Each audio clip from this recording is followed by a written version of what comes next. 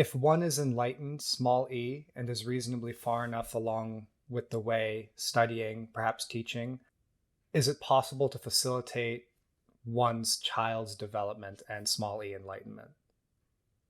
On its surface, I would say yes, to a point. And most of my data comes from two sources because it has to be an intensive resource that includes children, and many of them don't. So if we look at the Idris Shah family, and if we look at Krishnamurti, I think we can get some data points. With regard to Krishnamurti, because he's easy, he started a school in Ojai, and you can look at his lectures there, and you can watch him try to teach the teachers, and you can see how well he does, and you can judge for yourself, and you can also judge what might or might not have been gone wrong. And you can also see him interacting with children, and you can see a few things. And so why I think it's better for people to just go look at that videotape, which is on YouTube, and decide for themselves.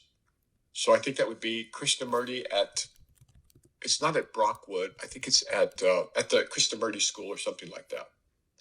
That school may or may not still be running. I don't know of any major illuminates to come out of there. The second data point would be Idris Shah. He had, I think, 2 or 3 kids. One daughter is clearly, I don't know what's going on with her, but she knows how to make things happen. I think she was a political correspondent, and then she went undercover into Afghanistan, and then she came back to London, where she works for the, I think, the public broadcasting system, which in England is an honorable and cherished thing to do. I mean, in World War II, I know a woman who got knighted for her service to the BBC. At any rate, she's an extraordinary woman, and his son has written about 7 or 8 books. Those books are much more lighthearted. They make reference to growing up with his celebrated father, and there are times when you wonder, but he doesn't try to. That isn't the topic, and that's not the purpose. And remember that in the Tao Te Ching, I think it is, they caution about concealing illumination. And that's for a number of reasons, unless there's a very good reason for you to go out, with a T-shirt that says, "Hey, I'm woken up and enlightened." I mean, there's nothing in it for you, and there's a lot not in it for you, and there's nothing in it for other people. So, in general, they counsel to be discreet. So that's about what I know. I mean, if other people come to mind, I'll let you know. But what I counsel, what I'd recommend is looking at the historical videotape, which is on YouTube, easy to get to, and Krishnamurti School, Krishnamurti Ojai, Krishnamurti School, and take a look, and you'll see what I mean.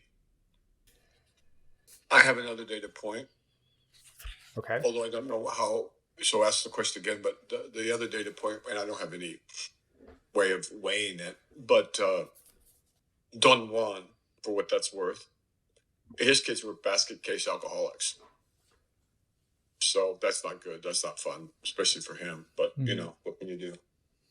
But the odds of finding something like that would be more likely to find that in a culture that has a tradition that goes back at least, I don't know, 5 generations, so we get some data. Now, on the other hand, we have, I didn't even think about this, Shah's father, Khan, I think it was, something or other. He was the ambassador to Britain from Afghanistan. He was illuminated, and so was his son.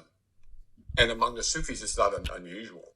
And historically, it's not that unusual, I don't think. Even this, even that.